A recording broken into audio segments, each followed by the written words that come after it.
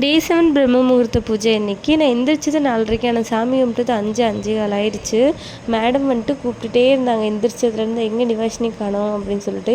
இப்போல்லாம் வந்துட்டு மேடம் நான் இல்லைன்னா தூங்குறதே கிடையாது. தொட்டிலெல்லாம் கொஞ்சம் நேரம் தான் தூங்குறாங்க. அதனால ஒன்றா பார்த்துட்டு சாமி கும்பிட்றதுக்கு லேட் ஆயிடுச்சு.